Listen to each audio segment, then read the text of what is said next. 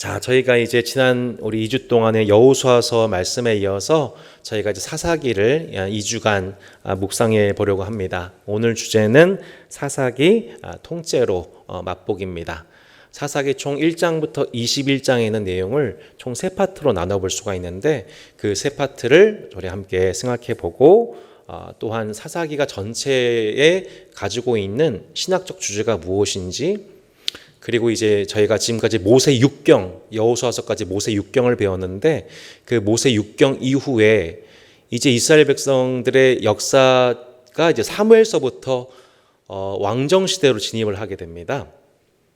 네, 그렇게 족장 시대, 그리고 여호수아 모세 지도자 체제, 그리고 이제 그 왕정을 넘어가기 전에 사사시대가 있는데 이 사사시대에서 어떻게 왕정시대로 진입하게 되었는지에 대한 시대적 배경을 저희가 살펴볼 수가 있게 되는 것이 이제 사사기이지요.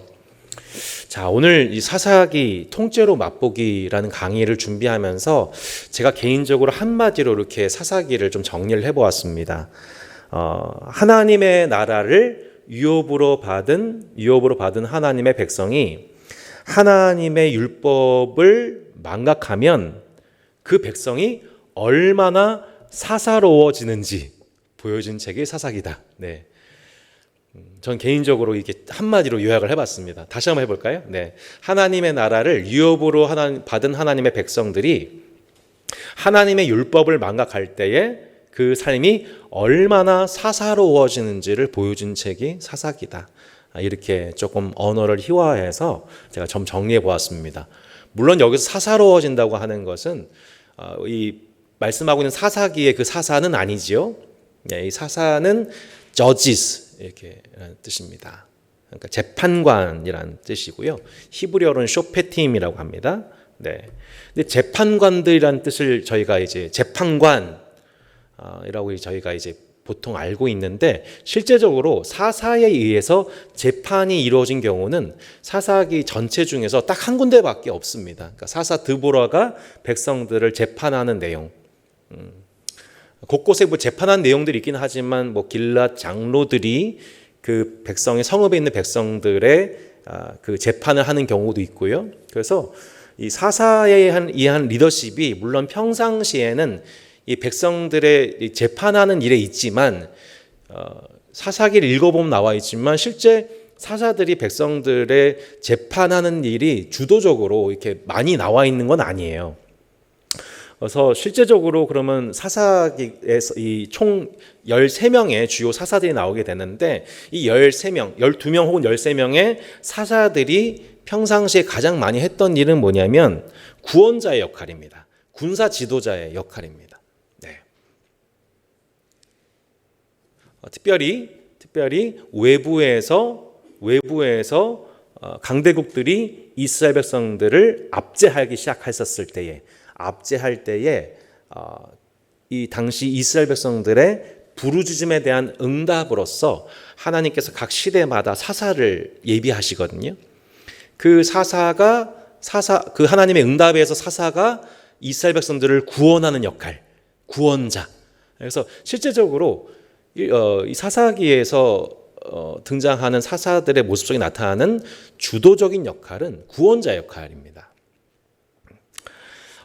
우리 특별히 사사기 리더십은 여호수아 사후, 우리 사사기 1장에 이렇게 나와 있지 않습니까? 사사기 1장 1절에 여호수아가 죽은 후에, 여호수아서 1장은 어떻게 시작됐냐면 모세가 죽은 후에 이렇게 시작됐습니다. 그리고 이제 사사기가 여호수아가 죽은 후에 모세 그리고 여호수아를 잇는 12지파 전체 공동체를 이끌어가는 영적인 지도자가 없습니다. 네, 없게 되고 12지파가 각 땅을 가나안 땅을 분배받게 된 후로부터는 12지파가 각자의 지방 자치를 시작하게 되죠. 그래서 그 성읍의 장로들에 의해서 백성들을 다스리기 시작하고 또한 평상시에는 백성들에 대한 재판을, 그리고 그 12지파가 각자 속해 있던 그 지역마다 그 지역 지파의 지역에 근방에 있는 강대국들이 그 각 지파의 영토를 침입할 때마다 사사들이 군사 지도자의 역할을 해서 그 지파의 안녕을 끼치게 했던 리더십이 바로 사사 리더십이었던 거죠. 그래서 그리고 또한 때로는 그 12지파가 함께 12지파 공동체가 한 연맹이 되어서 그 대적들과 싸우기도 하고요. 이런 식의 리더십을 발휘했던 것이 바로 사사라고 볼 수가 있습니다. 우리가 사사기를 왜 읽어야 되느냐, 이것은 저희가 모세 6경까지 살펴보지 않았습니까? 그러니까 하나님과 약속의 땅의 관점을 가지고 창세기부터 여호수아서를 저희가 봤습니다. 창세기에서 보면 하나님이 이스라엘의 선조인 아브라함을 성별하셔서 약속의 땅을 너와 내 자손에게 주겠다라고 하신 그 말씀이, 그 언약이 성취되는 것이 여호수아서이지요. 그렇게 해서 약속의 땅을 그들이 12지파들에게 골고루 나눠주게 되었고, 마침내 그 땅이 무엇이 임했냐면 안식이 임했습니다. 마침내 그 땅에 안식이 임했다는 것이 여호수아 13장부터 24장의 결론이었단 말이죠. 그리고 그 안식을 너희가 계속 지켜가려면, 그 땅에서 너희가 장구하려면 너희들이 다른 것 아니라 뭐를 잊지 말아야 되냐면 여호와의 계명, 특별히 1계명을 범하지 말아야 된다. 이것이 가나안 땅 입성을 앞두고 모세가 했던 말이기도 하고, 또한 그 가나안 땅 배분을 마친 후 여호수아가 이스라엘 백성들을 향해서 했던 말이기도 합니다. 다른 신을 섬기지 말아라. 여호와 외에 다른 신을 섬기지 말아라. 나와 내 집은 오직 여호와만 섬길 것이다. 이것이 이제 모세와 여호수아가 했던 1계명 설교, 유언 설교였단 말이죠. 근데 안타깝게도 우리 사사기 2장을 보시면 우리가 방금 봤지만 사사기 2장 11절로 13절에 이렇게 나와 있죠. 이스라엘 자손이 여호와의 목전에 악을 행하여 바알들을 섬기며 애굽 땅에서 그들을 인도하여 내신 그들의 조상들의 하나님 여호와를 버리고 다른 신들 곧 그들의 주위에 있는 백성의 신들을 따라 그들에게 절하여 여호와를 진노하시게 하였으되 곧 그들이 여호와를 버리고 바알과 아스다롯을 섬겼으므로 여호와께서 이스라엘에게 진노하사 노력하는 자의 손에 넘겨주사 그들이 노력을 당하게 하시며 또 주위에 있는 모든 대적의 손에 팔아넘기시매 그들이 다시는 대적을 당하지 못하였으며 그들이 어디로 가든지 여호와의 손이 그들에게 재앙을 내리시니 곧 여호와께서 말씀하신 것 같고 여호와께서 그들에게 맹세하신 것 같아서 그들의 괴로움이 심하였더라. 1계명을 버린 그 결과, 1계명 곧 다른 신이 아닌 오직 하나님만 섬겼었을 때에는 대적들이 이스라엘을 침범할 수가 없었고 이스라엘이 가는 곳곳마다 대적들이 다 무너졌습니다. 그 앞에 항복했습니다. 그러니까 철저하게 이스라엘이 하나님 앞에 하나님을 섬기는 헌신이 곧 그들에게 가장 강력한 무기가 되었던 것입니다. 이스라엘은 자신들의 육신으로 싸우는 존재들이 아니라, 무기로 싸우는 존재들이 아니라 다만 하나님께 헌신됨으로 싸우는 자들, 하나님 말씀에 헌신됨으로 의의 병기가 된 자들이 이스라엘이었는데 그들이 1계명을 버림을 통하여서 이제 어떻게 됩니까? 하나님은 그들의 방패가 될 수 없고 하나님이 그들의 무기가 군대가 될 수가 없습니다. 어떻게 되는 거예요? 그러니까 그대로 다시 대적들의 손에 외세의 침입을 받게 되는 결과로서 나타나게 되었던 것이죠. 결국 여호수아서에서 말씀하고 있는 가장 큰 주제는 뭐냐면 왜 약속의 땅에서 안식을 얻은 이스라엘 백성들이 다시 그 안식을 잃어버리게 되었는가에 관한 담론인 겁니다. 자, 그렇게 사사기는 하나님의 안식을 얻은 자로서 1계명을 범하고 율법을 범한 그 결과 안식을 빼앗기게 되었고 다시 그 안식을 구하고자 하나님께 부르짖으면 하나님께서 누구를 등장시키십니까? 사사들을 등장을 시키시죠. 사사들을 등장시켜서 그들을 이스라엘을 구원하는 구원자로 삼으십니다. 그러면 다시 뭐가 임해요? 다시 안식이 임하게 됩니다. 다시 또 얼마간의 안식의 시간이 또 진행이 됩니다. 그러다가 또 이 안식을 누리다가 이스라엘 백성들이 다시 범죄하여 하나님을 버리기 시작합니다. 하나님 또 다른 대적을 예비하시죠. 그 대적으로 말미암아 하나님께 또 부르짖습니다. 그리고 하나님은 다시 사사를 세우셔서 그들을 구원하십니다. 하지만 그 안식이 진행되지 또 얼마 되지 않아 그들은 또다시 범죄합니다. 예전에는 안식의 사이클이 길었고 안식의 사이클이 길었다면 시간이 가면 갈수록 안식의 사이클이 점점점 줄어들게 되고 범죄하고 징계하는 강도와 횟수가 점점 늘어나게 됩니다. 이거를 저희가 음악용어로 데크레센토라고 하잖아요.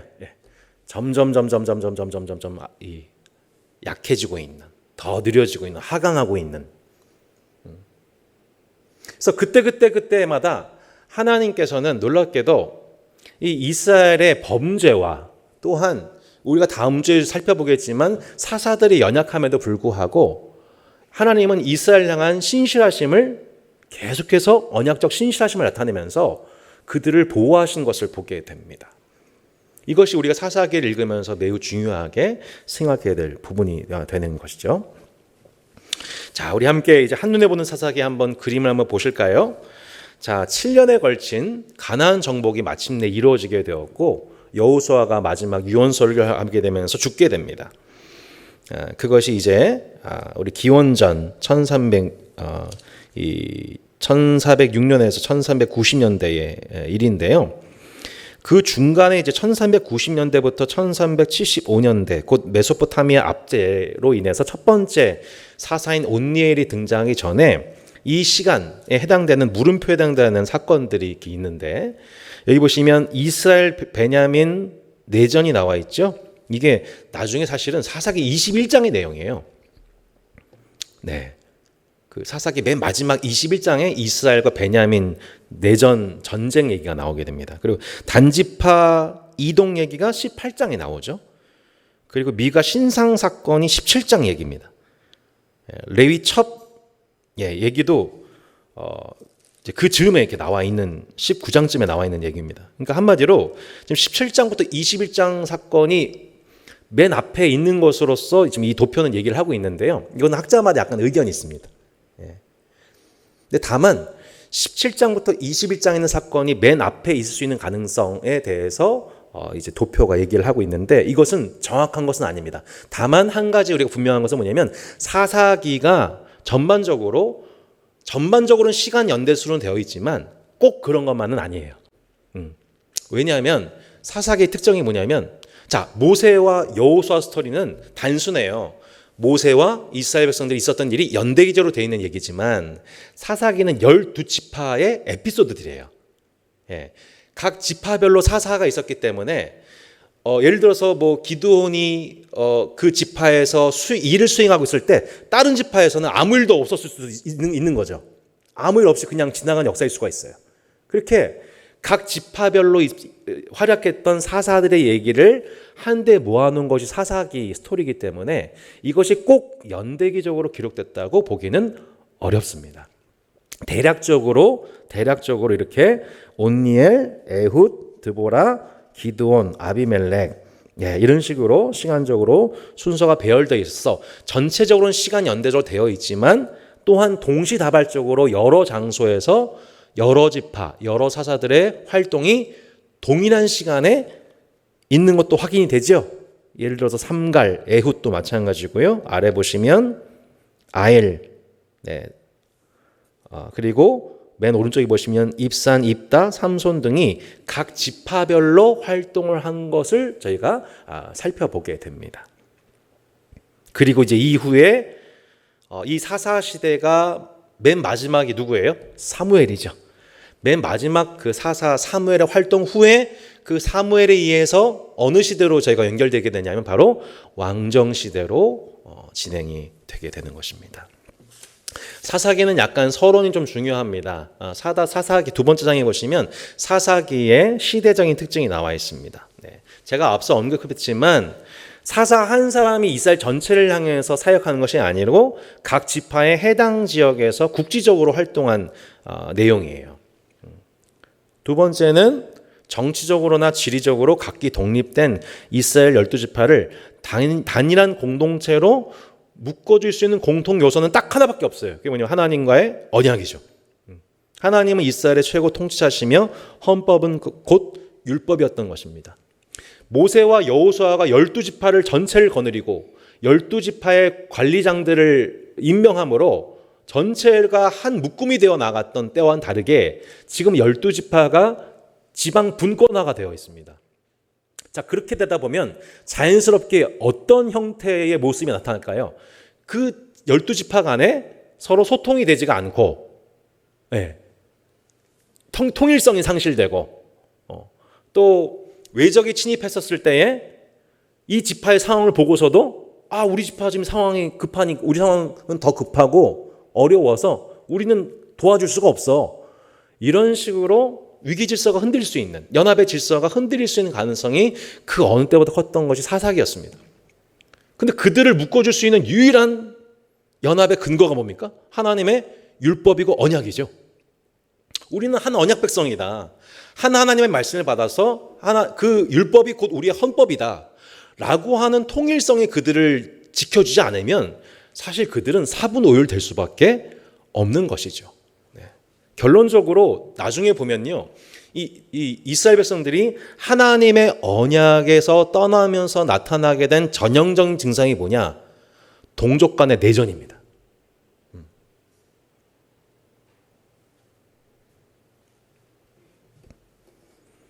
그래서 그때마다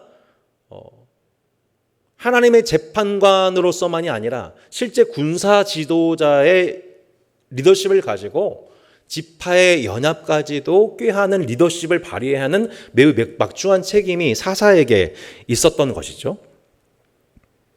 근데 결과적으로는 사사기 전체적인 맥락에서 봤었을 때는 그 사사의 리더십이 한계에 부닥치게 되고 결국에는 중앙 집권적 정부가 필요하게 된다고 하는 역사적인 결론에 다다르게 돼요.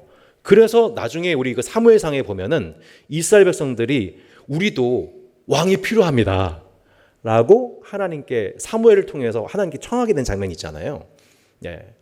이런 전체적 맥락 속에서 저희가 사사 시대의 350년의 기간이 마무리가 되고 왕정 시대로 진입하게 되는 그 이유를 설명해 준 책이라고 보여줄 수 있습니다.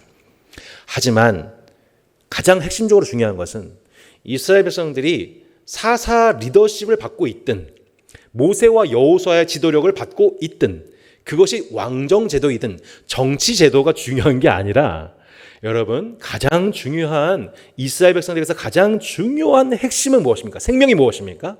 하나님이 우리의 왕이시고 우리는 그의 백성이며 우리는 하나님 나라의 왕이신 하나님의 말씀 곧 율법을 청종하는 것이 그 사사기이든 족장 시대든 여호수아 시대든 앞으로 왕정 시대든 동일하게 이것이 핵심 메시지인 것이죠. 어떤 상황이나 어떤 맥락이나 어떤 정치적, 어떤 외교적, 군사적 상황이 있을지라도 우리가 변함없이 하나님의 백성이 헌신되어야 하는 것은 하나님의 율법인 것입니다. 그렇게 하나님의 율법에서 떠난 그 결과로서 사사기를 우리가 그 율법을 떠났었을 때 어떻게 안식이 주어진 그 땅에서 안식을 잃어버리게 되는지를 우리가 살펴보게 됩니다. 자, 우리 함께 오늘은 사사기의 맥잡기 초점을 세 가지로 나눠서 한번 살펴보도록 하겠습니다. 자, 첫 번째 초점은 무엇이냐면 약속의 땅에서의 실패입니다. 자, 볼펜 있으시면 강의 안에 초점, 약속의 땅에서의 실패. 이것이 1장부터 3장 6절까지의 내용입니다. 두 번째가 약속의 땅에서의 쇠퇴입니다. 쇠퇴. 3장 7절부터 16장 31절이죠. 세 번째가 약속의 땅에서의 부패입니다. 부패. 다시 한번 구분해 보겠습니다. 1장 1절로 3장 6절은 신앙적인 실패 혹은 군사적인 실패라고 볼 수가 있습니다. 다름이 아니라 이스라엘의 실패는 그들이 겪고 있는 군사적, 외교적, 환경적 실패는 다른 게 아니라 신앙의 실패였다라고 얘기해 볼 수 있습니다. 두 번째는 3장 7절로 16장 31절은 사사들 이야기입니다. 사사들 이야기. 총 12명 혹은 13명의 사사 이야기를 저희가 중심으로 다음 주에 더 묵상해 보겠습니다. 세 번째는 17장 1절로 21장 26절 이야기는 윤리적 부패에 관한 얘기입니다. 왜 이스라엘 백성들이 하나님의 율법에서 떠난 그 결과가 무엇인가? 하나님께서 그들을 구원한 사사들을 주셨음에도 불구하고 결국 그들이 율법을 떠난 그 결과로서 하나님의 구원을 계속해서 받음에도 불구하고 그들이 결국에 이러한 윤리적 부패를 낳게 되는 그 일은 결국 신앙적 실패에 있었다는 것에 대해서 말씀한 책이 사사기라고 볼 수가 있습니다. 그래서 이제 맨 마지막 부분에 보겠지만 사사기 17장 20부터 21장 얘기는 정말 막장의 막장입니다. 세상에 어떻게 하나님의 백성을 일컬받는 이스라엘 백성들이 이렇게 세속화될 수 있는가? 아니 세상보다 더 악할 수가 있는가를 보여준 내용이 17장부터 21장 내용이 되는 것이죠.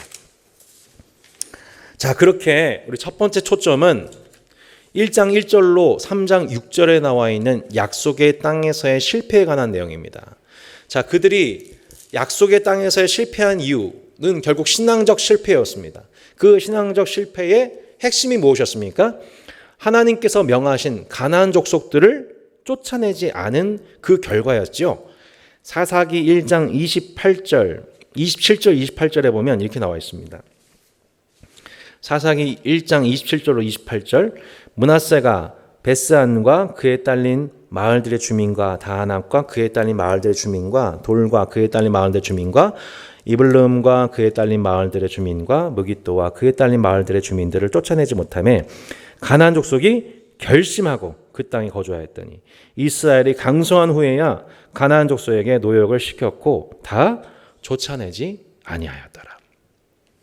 우리에게 함의한 바가 참 크죠. 하나님께서는 분명 12지파에게 땅을 배분하셨지만 그 땅의 배분과 동시에 명령하신 것이 있었는데 가나안 족속을 쫓아내라. 그들을 긍휼히 여기지 말아라는 명령이었습니다. 그 명령에 온전히 준수했던 사람이 누구였냐면 바로 갈렙이었지요. 결국 갈렙은 그 명령의 그것들의 행함을 통해 율법을 순종함을 통해 그 땅에 있는 철병거까지 다 쫓아내면서 결국에는 그 땅을 얻게 됩니다. 헤브론 땅을 얻게 됩니다. 하지만 사사기의 맥락을 보게 되면 대다수의 이스라엘 백성들은 하나님의 말씀의 명령을 어겨서 그 땅에는 가나안 족속들을 쫓아내지 아니했다는 내용이 계속 나와요. 29절에도 가나안 족속을 쫓아내지 못했다. 30절 스불론은 주민을 쫓아내지 못했다.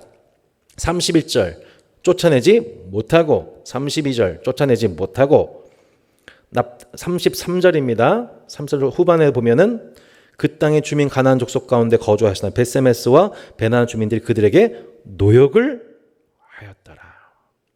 35절 결심하고 헤르산과 아얄론과 샤알빔에 거주하였더니 요셉의 가문의 힘이 강성해 아모리 족속이 마침내 노역을 하였으며 쫓아내지 아니했다. 그 쫓아내지 않은 결과로서 또 무엇을 시킵니까? 노역을 시키게 되죠. 애굽 땅에서 자신들이 노예였던 것처럼 이제는 가나안 족속에 있는 형제 자매들을 쫓아내지 않은 결과로서 그들을 노역을 시키게 되는 것을 보게 됩니다. 그러니까 결국 이 죄라는 것도 그렇죠. 하나님은 예수님을 통해서 우리를 죄에서 구원하셨습니다. 그죠? 근데 우리를 죄로부터 구원하셨다고 하는 명령과 동시에 우리는 맞서서 또 뭐 해야 돼요? 죄와 싸워야 돼요. 그죠? 죄를 죽여야 돼요. 이게 신약의 명령입니다.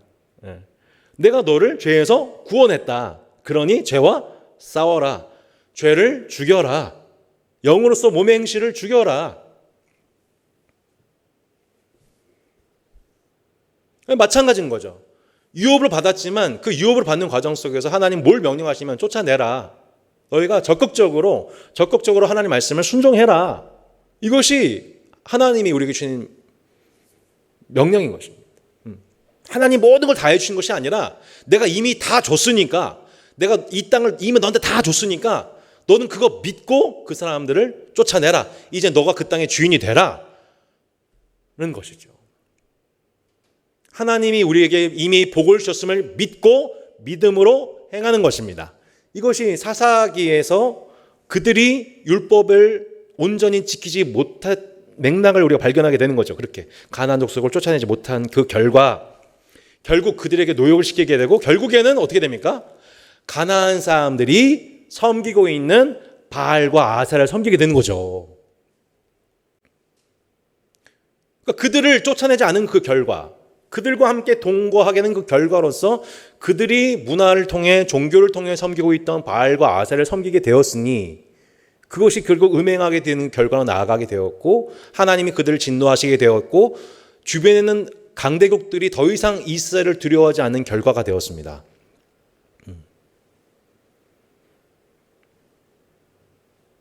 자, 그 결과에 대해서 이제 1세대, 2세대, 3세대 이렇게 이제 사사기가 구분이 됩니다. 첫 번째는 1세대인데요. 자, 여호수아 생전 시에는 하나님의 크신 일을 이스라엘이 보게 되었고 그 결과가 무엇이었습니까? 여호와를 섬김이었습니다. 이제 안식이 임하게 됩니다. 그런데 두 번째죠. 여호수아 사후. 여호수아 사후에도 하나님의 크신 일을 보았어요. 그리고 그들이 여호와를 섬겼습니다. 근데 문제는 이제 2세대이죠. 2세대. 2장 10절에 보시면 그 세대의 사람도 다 그 조상들에게 돌아갔대요. 근데 그 후에 일어난 다른 세대는 여호와를 알지 못하며 여호와께서 이스라엘 위하여 행하신 일도 알지 못했대요. 그러니까 뭘 알지 못했다는 거죠? 하나님이 이스라엘 백성들을 애굽에서 구원하신 일과 광야에서 돌보신 그 일과 가나안 땅에 있는 모든 대적들을 잠잠케 하시고 안식을 주시고 우리에게 땅을 주신 그 모든 일들을 그들이 다 망각해 버렸다는 거예요.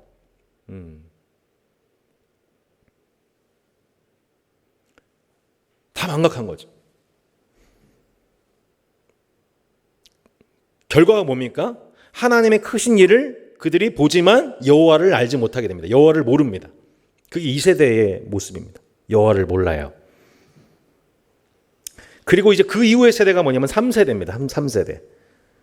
2장 16절부터 나오는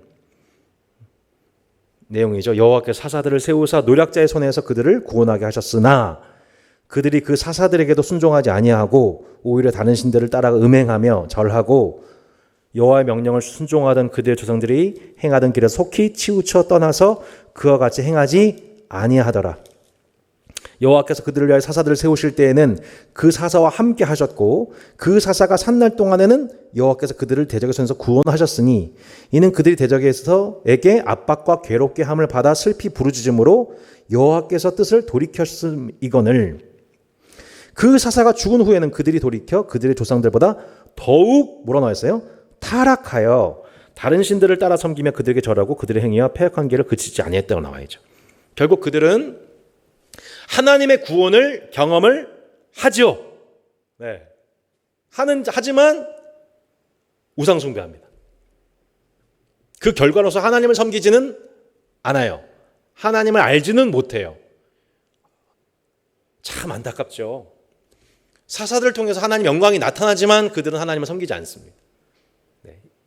이것이 3세대의 특징이었다는 것입니다. 그렇게 약속의 땅에서 실패하는 과정의 결과가 이제 나중에 이제 17장부터 21장에 나오는 온갖 도덕적 폐륜으로 나타나게 되는 것이고 3장부터 16장에 있는 사사들 이야기가 우리가 함께 이제 다음 주에 주목해서 볼 내용입니다. 오늘은 13명의 사사를 한번 이름을 한번 적어보는 것으로 한번 일단 서론만 하도록 하겠습니다. 자, 우리 3장부터 16장의 내용을 이제 쭉 정리해 봅니다. 자, 주요 사사와 비주요 사사가 있는데요. 이 주요하다, 비주요하다는 것은 내용적으로 봤었을 때 그 기록의 양이 비주요에 비해서 많이 기록됐다는 점에서 주요하다 이렇게 평가한 것입니다. 첫 번째는 온니엘이라고 하는 사사입니다. 3장 7절로 11절에 나와 있는데요. 7절, 3장 7절. 이스라엘 자손이 여호와의 목전에 악을 행하여 자기들의 하나님 여호와를 잊어버리고 바알과 아사를 섬긴지라. 여호와께서 이스라엘에게 진노하사 그들을 메소보다미아 왕 구산 리사다임의 손에 파셨으므로 이스라엘 자손이 구산 리사다임을 8년 동안 섬겼더니 이스라엘 자손이 여호와께 부르짖음에 여호와께서 이스라엘 자손을 위하여 한 구원자를 세워 그들을 구원하게 하시니 그는 곧 갈렙의 아우 그나스의 아들 온니엘이라. 여호와의 영이 그에게 임하셨으므로 그가 이스라엘 사사가 되어 나가 싸울 때에 여호와께서 메소보다미아 왕 구산 리사다임을 그의 손에 넘겨주심에 온니엘의 손이 구산 리사다임을 이기니라. 그 땅이 평온하지 40년에 그나스의 아들 온니엘이 죽었더라. 자, 온니엘에 관한 진술은 그 온니엘의 별명이 뭐냐면 전형적인 사사입니다. 그래서 범죄, 진노, 압제, 탄원, 구원, 재범죄의 전형적인 패턴이 사사기의 3장부터 16장까지 보면은 총 6번이 나오는데 그 전형성을 보여주는 사사가 온니엘이에요. 아주 담백하게 하나님께서 사사를 세우신 이유, 사사를 통해서 회복하신 일, 그 이후에 안식의 회복, 이 패턴이 전형적으로 나타나는 사람이 누구예요? 온니엘이죠. 두 번째가 누구냐면 에훗입니다. 3장 12절로 20절에 보면 에훗. 에훗은 누구예요? 왼손잡이 사사이지요. 이 왼손잡이. 그래서 별명이 왼손잡이입니다. 키워드가 왼손잡이에요. 그렇죠? 보통 사람은 오른손잡이인데 하나님 독특하게도 그 정통적이지 않은 방식으로 하나님은 역사하셨다. 이게 이제 에훗의 의미입니다. 세 번째 3장 31절에 아주 간단하게 나오는 3장 31절 딱 한 절 나오죠. 에훗 후에는 아낙의 아들 삼갈이 있어 소모는 막대기로 블레셋 사람 600명을 주었고 그도 이스라엘을 구원하였더라. 끝입니다. 비주요 사사 삼갈이죠. 자, 4장부터 5장의 내용이 우리가 잘 아는 우리 자매님 성도님들 좋아하시는 드보라이죠. 여성이라는 점에서 당시 기준으로 봤었을 때는 또한 비전형적인 비정통적인 인물을 통해서 하나님의 영광을 나타내셨죠. 그리고 6장부터 8장이 누구죠? 기드온입니다. 기드온은 300용사로 유명한 기도는 여러 가지 키워드가 있어요. 겁쟁이, 혹은 나중에 이제 보면 나오지만 기도는 놀랍게도 사사였지만 우상숭배자였습니다. 그의 인생 말년에 그가 우상숭배자였다는 것이 드러납니다. 8장 33절로 9장 57절에는 기도원의 아들 아비멜렉이 나옵니다. 아비멜렉의 뜻이 뭐냐면 내 아버지가 왕이다라는 뜻입니다. 이 아비멜렉은 가문 숭배자입니다. 가문 숭배자. 나중에 이제 다음 주에 더 살펴보겠습니다. 10장 1절로 2절은 돌라입니다. 10장 3절로 5절은 야일입니다. 돌라, 야일.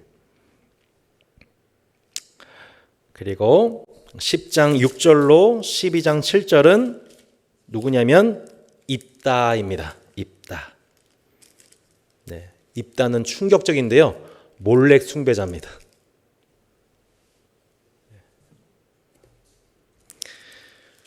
12장 8절로 10절은요. 입산입니다. 입산. 입이 싸다는 얘기 아닙니다. 입산. 산에 오르다는 뜻도 아니고 입산. 그다음에 11절로 12절은 엘론. 그리고 12장 13절로 15절은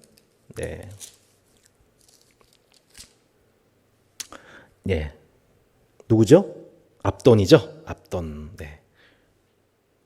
그리고 13장 1절부터 그 유명한 누가 등장합니까? 삼손입니다. 삼손.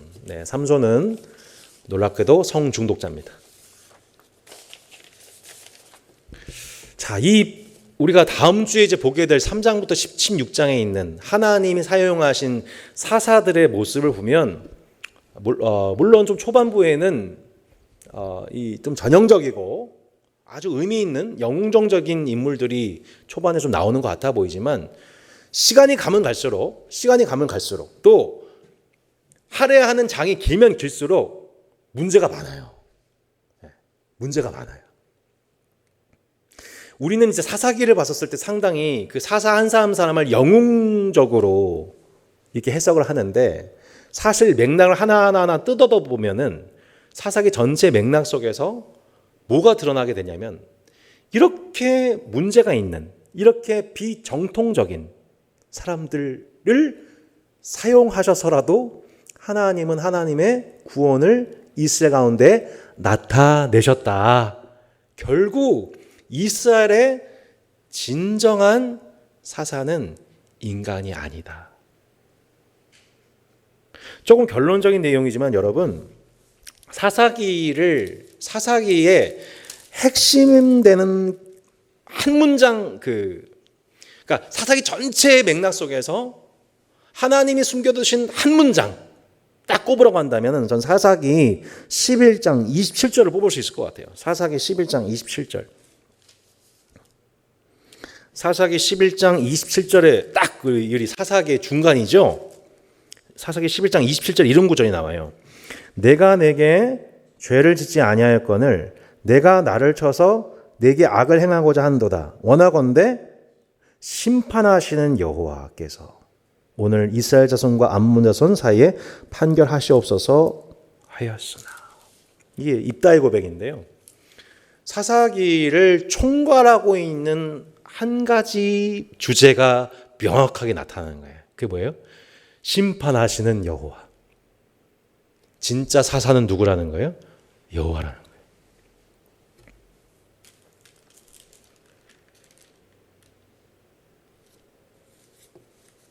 그러니까 사사기의 핵심은 얼마나 용맹스럽고 뛰어난 사사들이 맹활약해가지고 이스라엘을 구원했다는 데 있는 게 아니에요.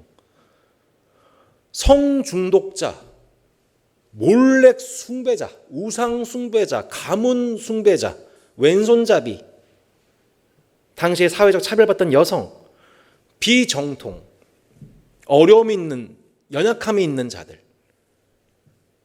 통해서 구원하시는, 이스라엘을 구원하시는 분이 누구다? 여호와 하나님이셨다. 진짜 이스라엘의 사사는, 진짜 이스라엘의 참 심판자는 누구셨다? 여호와 하나님이셨다라고 말씀하고 있는, 그 한 가지를 말씀하고 있는. 그래서 이스라엘 가운데 중요한 것은 영웅적 인물이 아니라 오직 여호와 하나님이며 여호와 하나님 한 분을 잘 섬기는 것이야말로 이 땅에서 우리가 형통하고 안식을 누리는 길이다. 그것이 장구하는 길이다라는 것을 말씀하는 책. 아무리 사사들이 인간적으로 연약해도 진짜 사사는 여호와 하나님이시기에 그들을 향한 주님의 사랑과 언약적 신실하심을 이루시기에 부족함이 없었다. 시대가 이렇게 타락하고 이렇게 이스라엘이 범죄하고 윤리적인 부패가 짙어짐에도 불구하고 이스라엘을 끝까지 지키시는 분이 누구신지 봐라.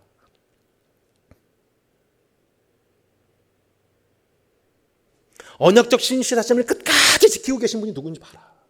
이스라엘의 희망이 누군지를 봐라. 교회의 희망이 누군지를 봐라. 교회의 희망은 목사가 아니다. 전도사가 아니다. 장로가 아니다.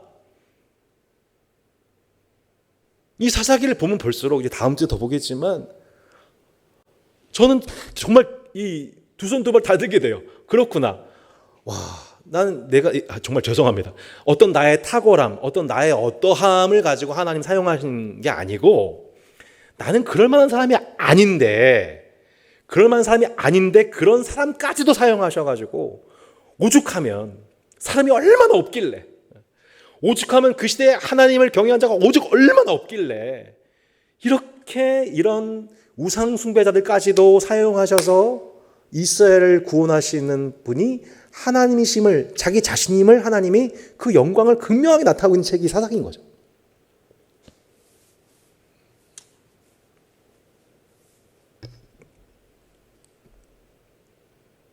그러니까 오히려 사사기는 문제가 있는 사사일수록 더 유명해요. 근데 그 더 유명한 이유가 뭐였어요? 이렇게 죄악투성인데도 불구하고 하나님이 그 불완전한 인간을 통해서 이스라엘을 구원하시는 데는 부족함이 없었다. 완전했다. 더 극명해지는 거죠. 인간이 구원한 게 아니구나. 그러니까 이걸 보여주는 책이 사사기입니다. 우리는 성경을 너무 영웅주의적으로 보는데 그거는 성경이 말하는 독법이 아니에요. 가끔 있지만 그런 부분이 없잖아 있지만 사실 저희가 지금 묵상하고 있는 이 사사기, 지난주 여호수아는 다 뭐예요? 예언서 계열이 예언서. 예언서가 뭘 얘기하고 있는 거예요? 사람이 사람을 구원할 수 없다는 얘기하는 거예요. 사람이 사람을 믿을 수 없다는 얘기인 거예요. 그럼 그 사람은 뭐냐? 하나님 다만 쓰시는 거다. 그 약한데 부족한데 범죄자인데 하나님이 쓰셔가지고 자신의 영광이 더 극명하게 나타나는 것뿐이다. 는 거죠. 그들의 어떤 도덕성, 그들의 탁월함을, 용맹성을 두드러지게 강조해서 교훈하는 책이 아닌 거예요.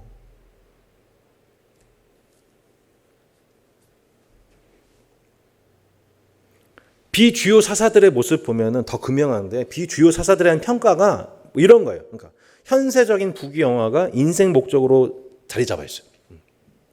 그러니까 뭐 예를 들어 야일 30명의 아들 30개의 성읍을 가졌다. 입산 정략견을 통해서 30명의 아들과 딸을 얻었다. 압돈 40명의 아들 30명의 손자를 두었으며 그들 모두 나귀를 탐했다. 뭐 이런 사사들인데 평가가 다 이런 것들이에요. 그냥 그들이 잘 먹고 잘 사는데 그 인생이 헌신됐다는 내용뿐인 거죠. 사사지만.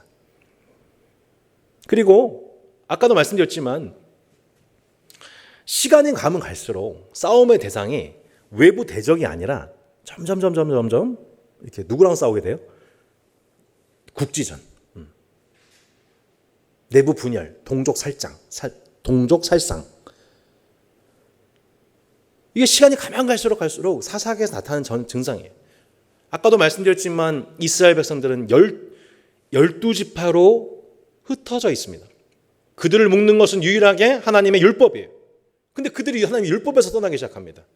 사사들은 그들을 대적의 손에서 구원하긴 했지만 그들에게 율법을 가르치진 않아요. 율법에 헌신되라고 그들에게 요구하지는 않아요. 하나님의 영광이 순간 드러나긴 하지만 그들이 하나님의 율법에 헌신되게 하는 일은 못한단 말이에요.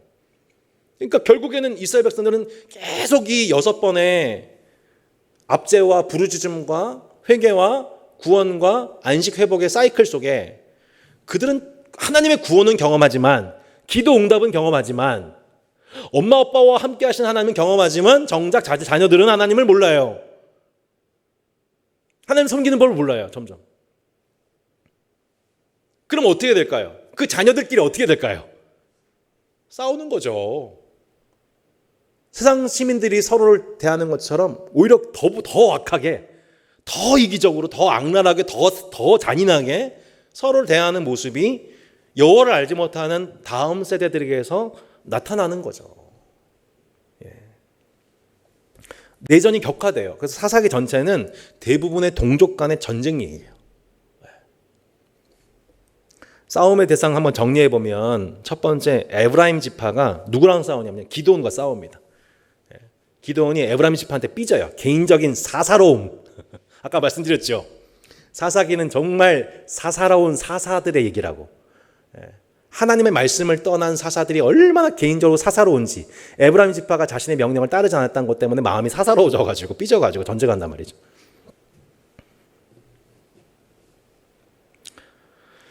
두 번째, 입다도 에브라임 지파하고 싸웁니다. 이 또한 동족과의 국지전입니다. 세 번째, 삼손 유다 지파와 싸웁니다. 기드온, 입다, 삼손 다 후기 사사들이죠. 베냐민 지파와 맨 마지막에 이스라엘이 사사기 20장, 21장에서 박터지게 싸웁니다. 박터지게 싸워가지고 총 4만 3천 명이 죽어요. 이스라엘 지파 18,000명, 베냐민 지파 25,000명, 베냐민 지파 600명만 남습니다.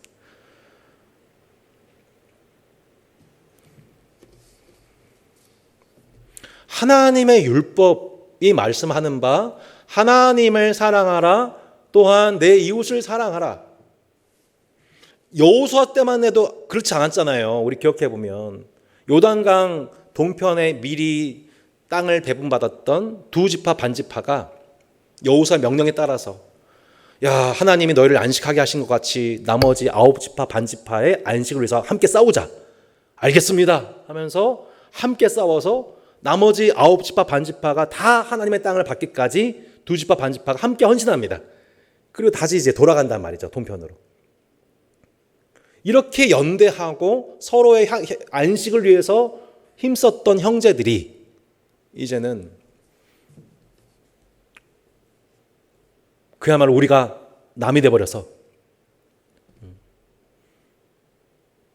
그들의 헌법인 율법을 망각한 그 결과 더 이상 그들은 영적인 언약 백성으로서 하나님께 받은 언약을 받은 한 백성이라 한 형제라고 하는 공동체성이 다 상실된 채로 그들은 서로를 바라봤을 때에 탐욕의 대상으로 서로를 바라보기 시작한 그 결과의 내용들이 그 이후에 이제 맥락들이 나오게 되는데 그 내용이 맨 마지막 그 17장부터 21장에 나오게 되는 거예요. 그들이 그 연합성이 깨지게 되었을 때, 공동체성이 상실되었을 때에 얼마나 끔찍한 일들이 나타나게 되는가의 내용이 맨 마지막 사사기 17장부터 21장의 내용이 나오는 거예요.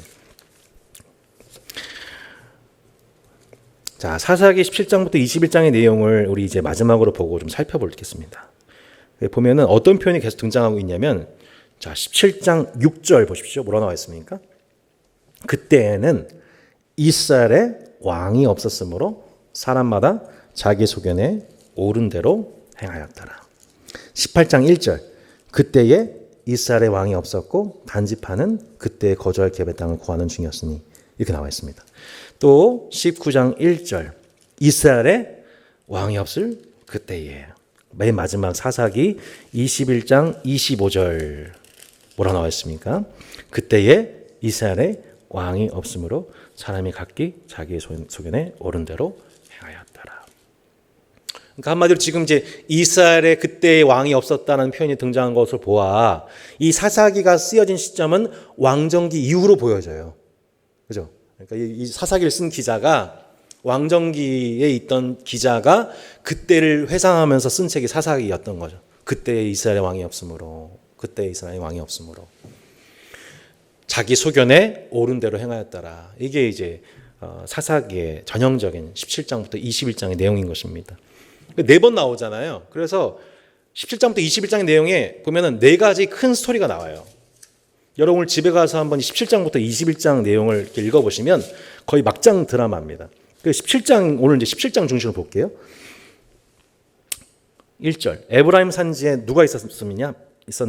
미가라 이름하는 사람이 있더니 그 어머니에게 이르되 어머니께서 은 1,100을 잃어버리셨으므로 저주하시고 내 귀에도 말씀하셨더니 보소서 그 은이 내게 있나이다. 내가 그것을 가졌나이다 하니 그의 어머니가 이르되 내 아들아 여호와께 복받기를 원하노라 하니라. 미가가 은 1,100을 그의 어머니에게 도로 주매 그의 어머니가 이르되 내가 내 아들을 위하여 한 신상을 새기며 한 신상을 부어 만들기 위해 내 손에서 이 은을 여호와께 거룩히 드리노라. 그러므로 내가 이제 이 은을 내게 도로 주이라. 미가가 그 은을 그의 어머니에게 도로 주었으므로 어머니가 그 은 200을 가져다 은장색에 주어 한 신상을 새기고 한 신상을 부어 만들었더니 그 신상이 미가의 집에 있더라. 그 사람 미가에게 신당이 있으므로 그가 무엇과 무엇이요? 에봇과 드라빔을 만들고 한 아들을 세워 그의 제사장으로 삼았더라. 그때에는 이스라엘에 왕이 없었으므로 사람마다 자기 소견에 옳은 대로 행하였더라. 유다 가족에 속한 유다 베들레헴에 한 청년이 있었으니 그는 레위인으로서 거기서 거류하였더라. 그 사람이 거주할 곳을 찾고자 하여 그 성읍 유다 베들레헴을 떠나가다가 에브라임 산지로 가서 미가의 집에 이르매 미가가 그에게 묻되 너는 어디서부터 오느냐 하니 그가 이르되 나는 유다 베들레헴의 레위인으로서 거류할 곳을 찾으러 가노라 하는지라. 미가가 그에게 이르되 내가 나와 함께 거주하며 나를 위하여 아버지와 제사장이 되라. 내가 해마다 은열과 의복 한 벌과 먹을 것을 주리라 하므로 그 레위인이 들어갔더라. 그 레위인이 그 사람과 함께 거주하기를 만족하게 생각했으니 이는 그 청년이 미가의 아들 중 하나같이 됨이라. 미가가 그 레위인을 거룩하게 구별하며 그 청년이 미가의 제사장이 되어 그 집에 있었더라. 이에 미가가 이르되 레위인이 내 제사장이 되었으니 이제 여호와께서 내게 복 주실 줄 아노라 하니라. 아멘. 이 말씀을 가만 보면 어떤 이렇게 막 하나님께 열정이 막 충만한 어떤 한 집안이 막 얼마나 하나님을 잘 섬겼으면 신상을 세워 은 1,100을 들여가지고 또 심지어 레위인을 제사장으로 고용을 했어. 이렇게 읽을 수 있는데 천만의 말씀이십니다. 천만의 말씀이십니다. 이 말씀 그렇게 읽으면 안 됩니다. 지금 뭐 하고 있는 거냐? 지금 하나님의 율법을 떠나버린. 그러니까 너희는 이렇게 예배를 드려라라고 말씀하신 하나님의 제사 방법. 너희는 한 곳에서 예배를 드리고 또한 내가 세운 제사장과 이런 이 제사의 절차를 따라서 예배해야 된다고 했던 레위기의 모든 규정들을 완전히 망각해버린 한 집안, 돈 많은 집안이 하나님께 복받기를 바란다는 마음으로 은 1,100을 가지고 한 신상을 거대하게 세워놓고 거기다가 그걸 세워놓고서 에봇과 드라빔을 만들었어요. 여러분, 에봇은 뭐예요? 제사장이 있는 에봇이에요. 드라빔 하면 여러분 뭐가 생각납니까? 야곱의 아내 라헬이 아버지 집에 있던 그 우상을 몰래 숨겨왔던 거 기억나시죠? 바로 그거예요. 에봇과 드라빔은 결코 한 자리에 있을 수 있는 것이 아니에요.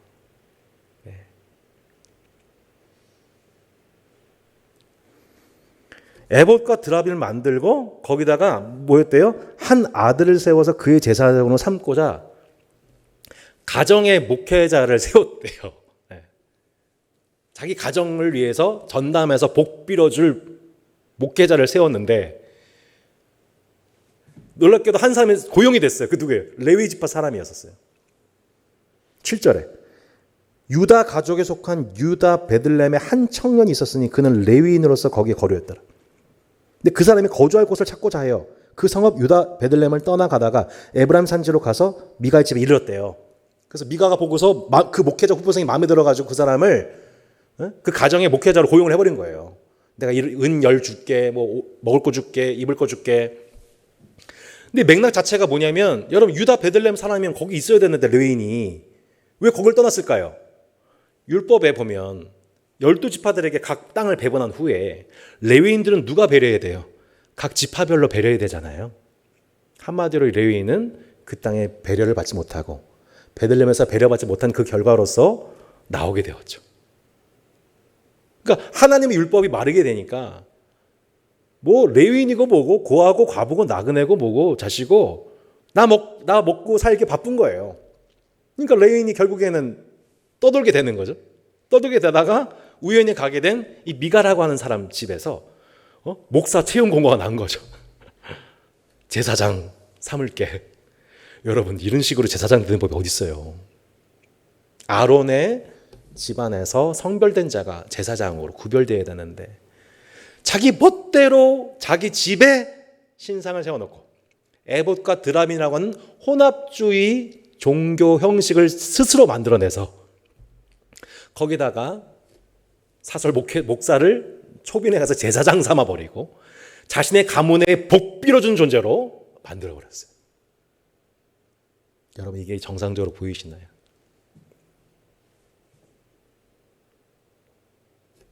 이게 뭐예요? 그때 이스라엘에 왕이 없으므로 백성들이 방자하게 행했다.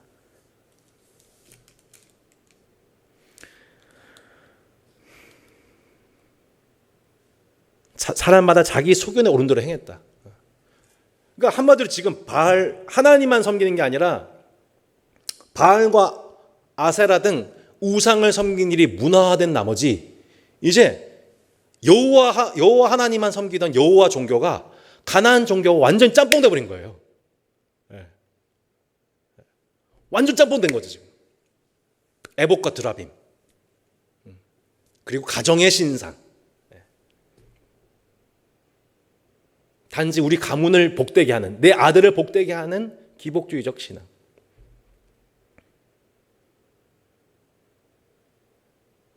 목사가 있으되 설교자가 있으되 단지 그 가정에 복을 비는 존재로서 추락해버린 설교자, 목회자.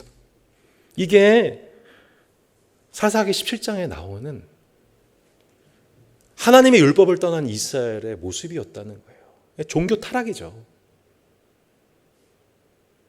하나님의 율법을 떠나게 된 이스라엘 공동체 내에 이러한 종교적 타락, 하나님의 율법이 해이해지고 그 땅에 있는 레위인들과 고아와 과부와 나그네 객들이 점점 배려받지 못하는 세상으로 가고 있다고 하는 모습이 나타나고 있는 거예요. 근데 그 와중에 사사기 18장을 보면 단지파 얘기가 나와요. 단지파는 이미 여호수아로부터 땅을 공평하게 배분받은 지파예요.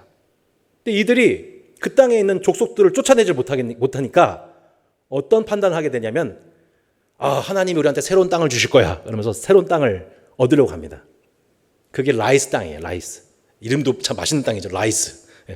그 땅에 있는 그 땅이 아주 비옥해 보이고 또 그 땅에 때마침 뭐가 있었냐면 바로 그 미가의 신당이 있었던 거예요. 은 1100으로 만든 신당이 거대하게 있고 거기 아주 그냥 목회자 후보생으로서 아주 괜찮아 보이는 레위인이 제사장으로 되어 있고 하니까 그 땅에 대한 욕심으로 어떤 일을 벌이게 됩니까? 18장 27절 단 자손이 미가가 만든 것과 그 제사장을 취하여 라이스에 이르러 한가하고 걱정 없이 사는 백성을 만나 칼날로 그들을 치며 그 성읍을 불사르되 그들을 구원할 자가 없었으니 그 성읍이 베드로 가까운 골짜기 있어서 시돈과 거리가 멀고 상종하는 사람도 없음이었더라. 단자손이 성읍을 세우고 거기 거주하면서 이스라엘에게서 태어난 그들의 조상 단의 이름을 따라 그 성읍을 뭐라고 했어요? 단이라 하니라. 그 성읍의 본 이름은 라이스였더라. 그 땅을 무력으로 도발하여서 그 땅을 라이스가 아닌 단이라고 그 땅을 바꿔버리고 그 땅에서 좋아 보이는 모든 것들을 그냥 통째로 몰수해버린 거죠. 이게 지금 단지파와 그 라이스 땅 가운데 일어난 동족의 살상이었던 것입니다.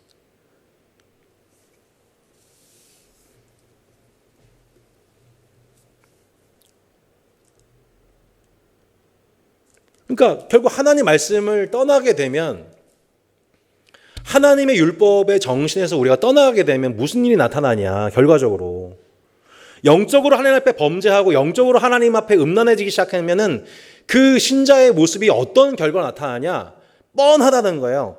형제의 땅에 대한 탐심, 종교적 기복주의. 그러니까 하나님을 안 섬기는 게 아니거든요. 그러니까 하나님과 세상을 동시에 섬기는 기복성은 그대로 남아있는 채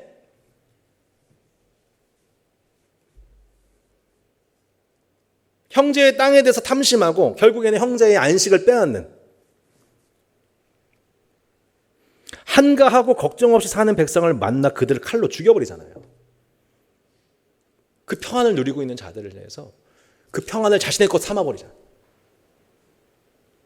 여러분 이게 지난 기독교 역사 속에서 이런 일들이 얼마나 많았습니까? 저는 예전에 그런 기독교가 싫어서 예수님 안 믿겠다고 했었지만 놀랍게도 이런 식으로 하나님의 율법을 떠난 패역한 백성들은 지난날 기독교 역사 속에서 일어났던 이런 무자비한 학살과 살해의 역사를 반복해왔던 거죠. 결국 하나님의 율법을 버린 백성들의 끔찍한 결과인 것입니다. 여러분 사사기 19장부터 21장에 있는 내용은 정말 끔찍해서 그 내용을 다 담기가 어려울 정도의 스토리입니다. 마지막으로 이제 이 부분 잠깐 생각해보고 이제 마무리하도록 하겠습니다. 사사기 19장에 보면은 한 레위인이 있었습니다. 또 레위인이기에요. 지금 가면 갈수록 지금 한 시대가 지금 영적인 망자로 가게 됐었을 때의 그 문제들이 이게 다 레위인 관련해서 나오게 된 걸 보게 돼요. 레위인이 첩을 얻었어요. 첩을 얻은 것도 이상한데 그 첩이 또 행음을 했어요. 행음했는데 그 행음한 여인에 대해서 처벌이 없어요. 그 여인이 또 자기 아버지 집에 가가지고 몇 개월 동안 숨어 있어요. 레인이 찾아가요. 찾아가서 그를 데려오기로 했어요. 그래서 데려오는 그 도중에 기브아라는 곳에 유숙하게 되었는데 거기서 불량배들이 등장합니다. 사사기 19장. 오늘 본 김에 더 보죠. 사사기 19장 21절에 보면 그들의 마음을 즐겁게 할 때에 그 성읍에 불량배들이 그 집을 에워싸고 문을 두들기며 그 집주인 노인에게 말하여 이르되 내 집에 들어온 사람을 끌어내라. 우리와 그가 관계하리라. 이거 어디서 많이 보던 표현 아니에요? 소돔과 고모라. 우리가 그를 관계하리라. 남성 강간하려고 했었던 소돔과 고모라 똑같이 지금 레위인을 범하겠다는 거예요. 그러자 집주인 그 사람이 그들에게로 나와 이르되 아니라 내 형제들아 청하노니 이 같은 악행을 저지르지 말라. 롯 같죠? 이 사람이 내 집에 들어왔으니 이런 망령된 일을 행하지 말라. 보라 여기 내 처녀 딸과 이 사람의 첩이 있은즉 내가 그들을 끌어내니 너희가 그들을 욕보이든지 너희 눈에 좋은 대로 행하되 오직 이 사람에게는 이런 망령된 일을 행하지 말라 하니 롯하고 똑같아요. 무리가 듣지 아니하므로 그 사람이 자기 첩을 붙잡아 그들에게 밖으로 끌어내매 그들이 그 여자와 관계하였고 밤새도록 그 여자를 능욕하다가 새벽 미명에 놓은지라. 동틀 때 여인이 자기의 주인이 있는 그 사람의 집문에 이르러 엎드려져 발기까지 거기 엎드려져 있더라. 그의 주인이 일찍 일어나 집문을 열고 떠나고자 하더니 그 여인이 집문에 엎드려져 있고 그의 두 손이 문지방에 있는 것을 보고 그에게 이르되 일어나라 우리가 떠나가자 하나 아무 대답이 없는지라. 이에 그의 시체를 나귀에 싣고 행하여 자기 집에 돌아가서 자 끔찍한 말입니다. 그 집에 이르러서는 칼을 가지고 자기 첩에 시체를 거두어 그 마디를 찍어 12덩이에 나누고 그것을 이스라엘 사방에 두루 보냈답니다. 막장 중에 막장이죠. 네. 지금 한마디로 당시 이스라엘 사회가 어떤 사회가 되었다? 소돔과 고모라가 되었다. 이거 얘기하고 있는 겁니다. 네. 하나님께 불의 심판을 받았던 소돔과 고모라의 그 모습이 놀랍게도 하나님의 율법을 떠난 이스라엘 사회 전반에 나타나게 되었고 그 결과로서 레위인의 첩이 밤새도록 윤관을 당하게 된 불량배들에 대해서 윤관당하게 된 일을 당했고 그 분노의 결과로서 레위인은 놀랍게도 자신의 아내를 12덩이 시체를 조각내어서 12지파에게 보내어서 있다는 것입니다. 12지파의 수장들이 화가 많이 나서 온 전국에 수배령을 내려 전국에 40만 명의 군사들을 모집을 합니다. 그리고 기브아에 있는 이놈들 쓸어버리죠. 이 베냐민 지파 쓸어버리죠. 전쟁이 납니다. 결과적으로 이스라엘이 먼저 18,000명이 죽고 베냐민이 25,000명이 죽어요. 그리고 이제 이스라엘 12지파는 막 결의를 합니다. 우리가 절대로 베냐민 지파에게는 아내를 주지 않을 거야. 25,000이 죽었는데 간신히 도망간 사람 600명이 있었습니다. 600명. 딱 600명만 남은 상황이에요. 그때 이스라엘 백성들이 그 25,000 죽음 후에 갑자기 하나님 앞에 통곡하기 시작해요. 하나님, 우리가 어찌해서 우리 한 지파를 잃어버리게 생겼습니다. 죽일 때는 언제고 이제는 하나님 어쩌자고 이렇게 하셨습니까? 우리 이제 한 지파가 다 없어지게 생겼습니다. 막 엉엉 울기 시작합니다. 그때 이제 그 이스라엘 지파들이 뒤늦게 뒷수습하기 위해서 어떤 일을 벌이냐? 이 600명 살아남은 사내들을 위해서 600명의 이제 처녀들을 공수하려고 하는데 이 방법도 되게 폭력적이에요. 엄청 폭력적이에요. 40명 징집할 때에 그 전쟁에 가담하지 않았던 사람들, 곧 야베스 길랏 주민들을 학대를 해가지고 쳐가지고 400명의 여인을 얻어요. 400명의 여인을 얻어가지고 600명 중에 400명을 충족시켜서 야 얼른 결혼해라. 빨리 베냐민차 인구수 늘려라. 200명 또 모자라잖아요. 이번엔 또 어떻게 하냐면 해마다 여호와의 축제가 있는 실로에 가면 여인들이 춤을 추고 있을 건데 강제로 포획해와라.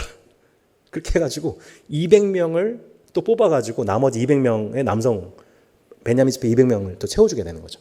그래서 600명이 결혼을 해서 결국에는 그 지파가 보존되는 방식. 엄청난 폭력과 여성에 대한 인권 유린과 윤관과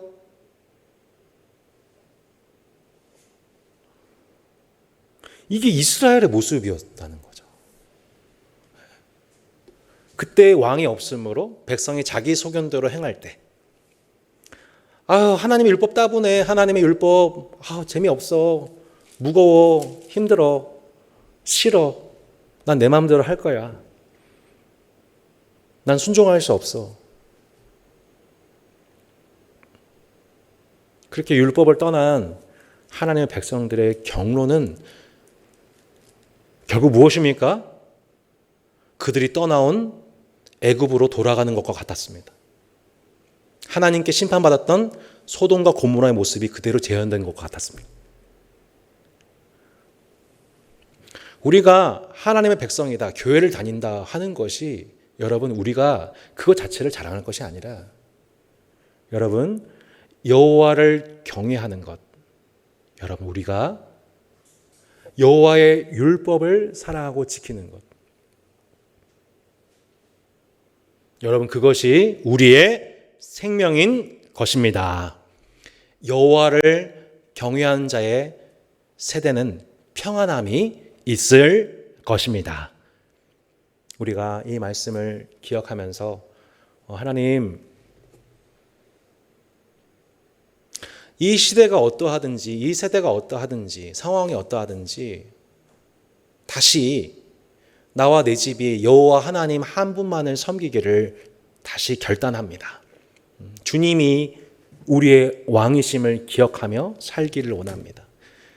율법에 지극히 작은 것 하나라도 우리가 그것을 지키기 원하고 가르치기를 원합니다.